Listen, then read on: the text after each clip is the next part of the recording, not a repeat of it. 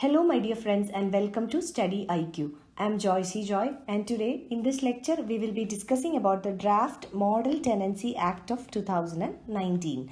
So let us first understand what is the current affair. Now if we look at the current affair, the Draft Model Tenancy Act was recently released. If we look at the aim and objective of this act, it is to regulate the rental housing by a market-oriented approach, to promote the rental housing segment in India by adopting a market-oriented approach. This is the objective of this act. So this Draft Model Tenancy Act was recently released and therefore we will discuss all the important provisions of this act in this lecture. We will also see what is the need for a market oriented approach and also what are the methods used in this Draft Model Tenancy Act. So let us start with the need for such an act. Now, according to the census 2011, 1.1 crore houses in India are lying vacant. So there is a significant number of vacant houses in India according to the census report of 2011. So this Model Tenancy Act will bring all these 1.1 crore houses into the rental market and will promote the growth of the rental housing segment in India. So it will help in promoting the growth of rental housing segment in India. Now, if we look at the existing rent control laws in India, we will see that this is a kind of discouraging laws. So the existing rent control laws discourage the owners from renting out their vacant houses in India, and that is the reason why there is 1.1 crore vacant houses in India. The fear of the landowners is that the repossession or the fear of repossession is the reason why the house owners or the landlords are not ready to rent out their vacant houses. So in order to encourage renting out of more number of houses and in order to bring a market oriented approach, the Model Tenancy Act has been introduced. Now if we look at an existing government scheme, that is Housing for All by 2022, we see that this mission of the government or this scheme of the government does not mention about rental housing or rental stock. It mentions only about promoting the ownership of houses by the citizens. So this aims at increasing the number of ownerships. It doesn't talk about rental housing or rental segment. But rental housing is also a very important segment and the policy makers needs to give attention because the number of migrants or the migration rate in India is increasing. This is in search of job, in search of better living conditions, better standard of living, etc. So we live in an era of liberalization, privatization and globalization where the migration is very much significant and therefore the rental housing segment also needs to be given due importance. But in government's flagship scheme of Housing for All by 2022, the rental segment is excluded. So now the Model Tenancy Act is trying to bridge the gap in all these and thereby promote a market-oriented approach in improving the rental housing segment or the performance of the rental housing segment in India. Now, if we move on, how this is being done? This is being done by bringing in more transparency and more accountability in the system of renting.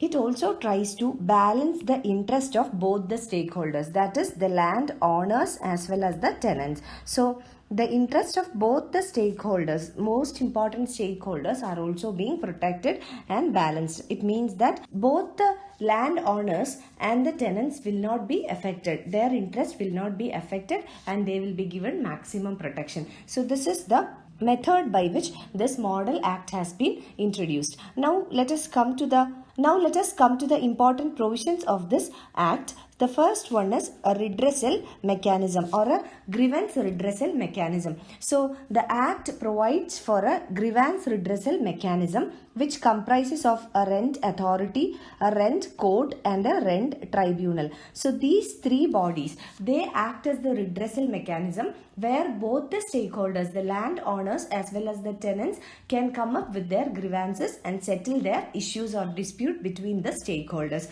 So it provides for a grievance redressal mechanism. Now the second important provision is regarding the security deposit. When you take a property or a house for rent or any commercial space or a residential space for rent, you have to provide a security deposit. So this Act provides certain provisions regarding security deposits. It proposes that the cap of the security needs to be fixed, and in case of residential property, the security deposit should not exceed 2 months rent. That is, maximum of 2 months rent can be collected by the landowner as a security deposit in case of residential properties. Now, in case of commercial spaces, a minimum of 1 month's rent should be given as security deposit.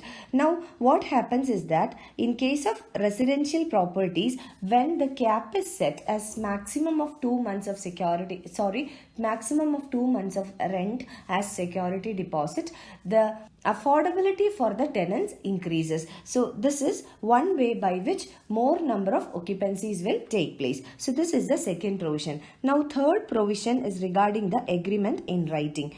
Now, this provision provides that no person can take a property, a commercial or a residential property, or let out a commercial or a residential property for rent without an agreement in writing. So, there is a compulsory provision for an agreement in writing, and this shall be applicable to both urban areas as well as rural areas. And now, within the agreement in writing, it has been mentioned that within 2 months of this agreement in writing, both the landowner and the tenants are required to intimate the rent authority about the agreement. So we have seen that under the grievance redressal mechanism, 3 authorities are created. First one is rent authority, second one is rent court, and the third one is rent tribunal. So the first one, rent authority. So within 2 months of the agreement in writing, both the landowner and the tenants are required to intimate to the rent authority about the agreement. This is to bring in more transparency and accountability, as we have seen in the beginning. Now, another provision is that within 7 days after the intimation, a unique identification number will be provided by the rental authority to both the parties. So this will again add on to the transparency and accountability. So a unique identification number will be given by the rental authority to both the stakeholders. Now, fifth provision is regarding a digital platform. A digital platform will be set up, and this will be set up in local vernacular language or in local language of the state. And this digital platform is for submitting the tenancy agreement and other documents. So this can be done through a digital platform as well. So this digital platform will be created in the local vernacular language of the particular state, and through this digital platform, the stakeholders can give their or submit their tenancy agreement and other documents related. Now, the sixth provision under this act is that it promotes or it tries to promote the creation of a rental housing stock for various income segments. So, for different income segments, rental housing stock will be created. So, various segments will include professionals, migrants, formal workers, informal workers, students, etc. And this will be done through private participation. So these are all some of the important provisions of this act, and if we closely examine these provisions, we understand that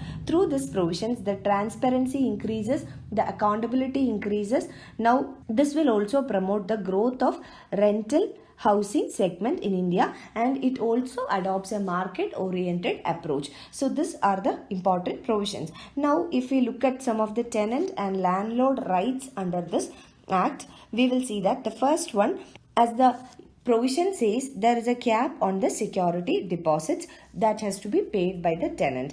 So this will help the tenants to protect themselves from the heavy charges which are charged by the landowner. So this is one right that is provided to the tenant. So the tenant has a right to acquire a property, residential or commercial, without paying a heavy security deposit. So this is one right that has been provided to the tenant. Now, second right is regarding the repairs each party is responsible for. Any kind of repairs both the landowner and the tenant has to undertake. So in case of the repairs that has to be done by the landowner, if the landowner refuses to do certain repairs, the tenant has the right to reduce the money that the tenant has spent for the repair from the rent. Now in case if the tenant is not doing any repair which he has to do, then the landowner has the right to deduct the amount from the security deposit. So this is the right of the landowner and the tenant in this regard.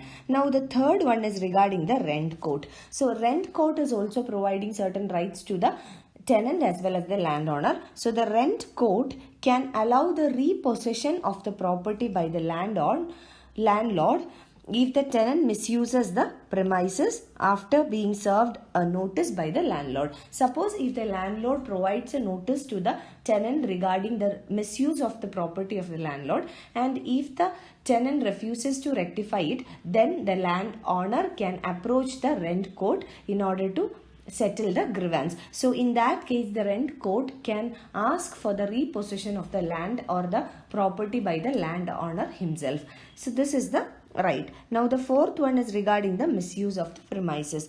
Now if the tenant is misusing the premises, if the tenant causes any kind of public nuisance or any damage or carries out any illegal or immoral practices inside the premises of the landowner, then it provides certain rights to the landowners. So in that case, the landowner can ask the tenant to vacate the premise, and if the tenant refuses to vacate, then the landowner has the right to ask for double the monthly income for 2 months and 4 times the monthly income for the months thereafter, that is after 2 months. So this is the rights given to tenants and the landowners under the Model Tenancy Act. Now let us also understand what will happen to the existing acts if the Model Tenancy Act will come into being. So if the Model Tenancy Act, if the states adopt the Model Tenancy Act, then all the state rent control acts will be repealed. All the existing acts under the states with regard to rent control will be repealed. So this is the first implication. Now second implication which goes along with the first one is that it is not compulsory for the states to adopt this act. This is because the land and urban development. So this land and urban development is a subject which will come under the state list. That is why the central government has given a model act. This model can either be adopted or rejected by the states. It's not compulsory for the states to completely adopt the act. The states can even modify the act and adopt a better version of themselves. So this is not completely binding for the states. This is because land and urban development is a state subject. So second thing is that this is not binding upon the states. Now the third implication is that this model act, if it is adopted by the states, this will only be applicable to fresh tenancies. It will not be applicable to the already existing tenancies. So these are the implications of this act, and this is the act in detail. You can find the PDF of this lecture on our website www.studyiq.com. Thank you.